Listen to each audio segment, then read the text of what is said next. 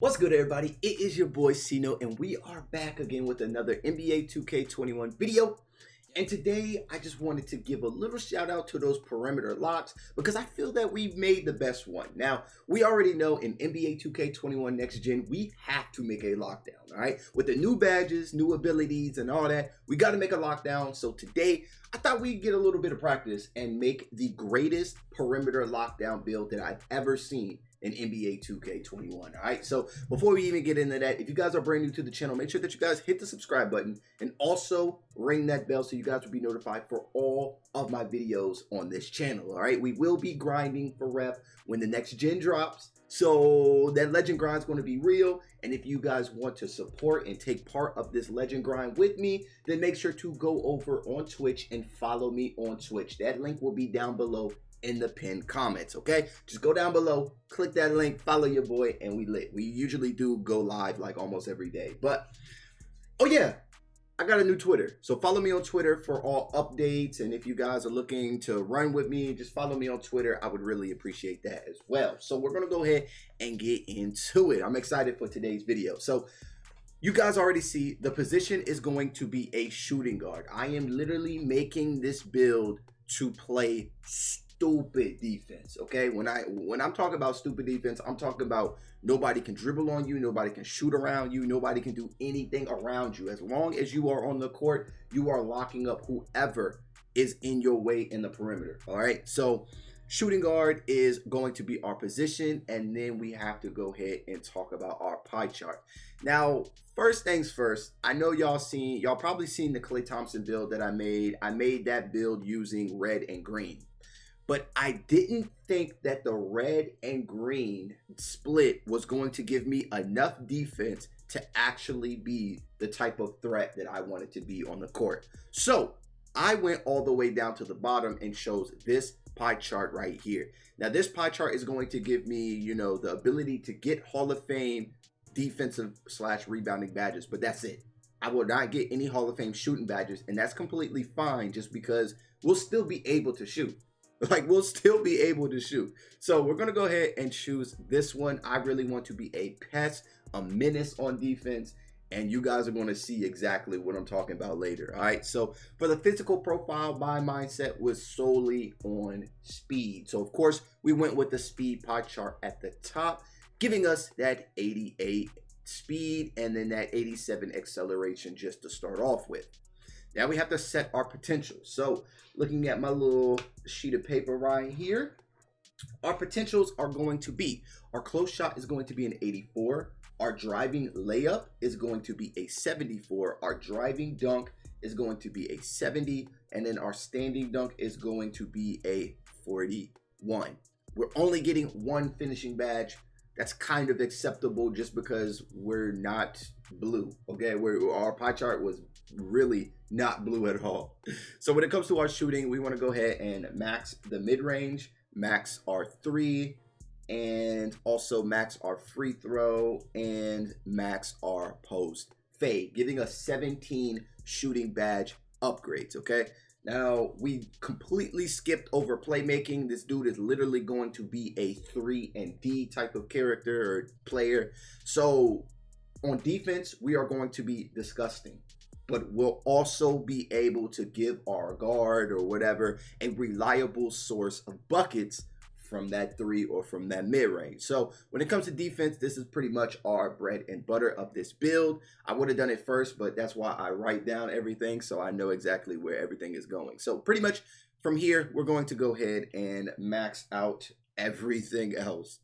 Just right here, we're maxing out all of our defense, giving us 23 defensive / rebounding badge upgrades. That is amazing. So we end up with 117, 123 when it comes to our badge upgrade totals. Now we got to go into our next step. Now we're going to start making this build even more overpowered just with the rest of these vitals right here. So for the body shape, I usually like to go defined, especially if I'm a guard. But I wouldn't mind if you guys chose your own body shape. It really don't matter too much here. So defined is where I went with. Now, this is my reasoning for why I chose this specific height. All right. So if you look at 6'5", you see, you know, everything is how we would want it. 6'4", 6'4" is where you get a little get a little iffy just because we're smaller. You know what I'm saying? When you're a lockdown, you don't want to be a smaller type of player. So I would have to go 6'5". Yes, our speed goes up and yada yada yada, but like 6'4" at the 2, and we're going to be guarding pretty much everybody on the perimeter. Like, I'd rather increase my chances of being a complete lockdown and going a little bit taller. But how tall is too tall? In my opinion, would be a little too tall just because of our shooting. Okay, that -3 kind of hurt me. That kind of hurt me.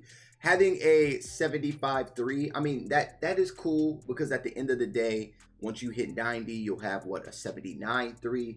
It's cool, but I don't want to be looking at a 79-3. I wanted to get that 80, so I chose to stick with the 7'5". Okay, so we're gonna be, oh, I said 7'5". chill.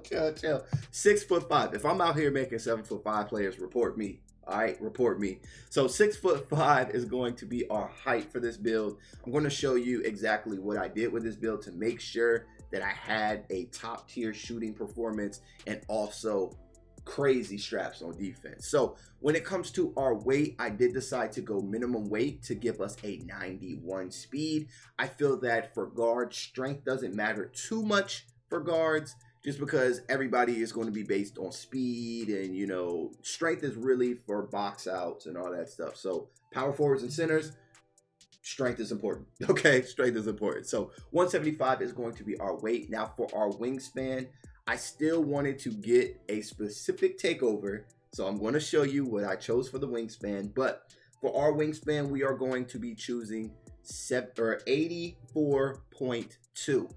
Now, this does take away from our shooting, but it will allow me to have an 80 rating for our three-pointer when I hit 99 overall. Now, I know it took away from the shooting, but you got to remember, we are still locked down. So long arms are a must for a lockdown. We ain't go max, though. I wouldn't say max just because that is going to completely destroy your shooting ability. But right here, I feel is the sweet spot just because we have long enough arms to play defense. As you see, we got an 88 perimeter defense, which of course will go to the 92 when we hit 99. A lateral quickness will be a 92 at 99. Our steals will be a 99, bro. That is amazing. That is amazing. We can end up with a 65 block. That's not too bad for a guard. Okay, that's not bad for a guard. And then our rebounding will go up, and we're looking good. We're looking good. So when it comes to that 99, of course, we would have a 75 driving dunk, and then we would have that 82 mid-range and an 80 three-point shot. I love it. Now, this is the part that's going to set you guys apart. Now, keep in mind, we will have an 80 three-pointer when we hit 99 overall, which is really not hard this year, all right? So an 80 three-pointer, we got to go with a spot-up shooter, bro. Spot-up shooter, since we're going to have an 80 rating three-pointer, we will have a 90 three-point rating with takeover with this build. It's amazing. It's amazing. So we had to go ahead and use the spot-up takeover. I feel that we would get that takeover a lot more than the lockdown takeover. So that is what we got. We successfully made a perimeter lockdown defender. Now we're going to go ahead and test this build out, and I will just show you guys where I would put these badges if I were you. But of course, you guys don't have to take my advice if you don't want to. I appreciate you guys for watching this video anyway. All right. So when it comes to these badges, our first badge will be the finishing. I think contact finisher or maybe even a lob city finisher would do fine right here. We're not really going to be dunking on too many people, but at least we can get, you know, those contact layups or those contact dunks up there. Not too many contact dunks, but contact layups will still be somewhat makeable. But this build is pretty much for shooting and defense. So when it comes to our shooting, this is where it gets very, very important. All right, so you need to pay attention to this. Hot Zone Hunter is a must on gold. Deadeye is on gold. Whoa, catch and shoot on gold. Flexible release. Whoa. Flexible release can be on silver, just for you guys that are afraid that you might mess up a little bit. Corner specialist on gold. Range extender on gold, okay? This is pretty much all that we would really need to be a very, very lit deadly shooter, okay? The stats are going to be there. The badges are going to be there. We're going to be nice. So you got the choice of either chilling in the corner and, you know, helping your guard that way, or you can be at the top of the key. You'll be able to shoot consistently. And that was the main part that I wanted to get. So consistency is key, especially for shooters out there, to help your guards and to help your team win.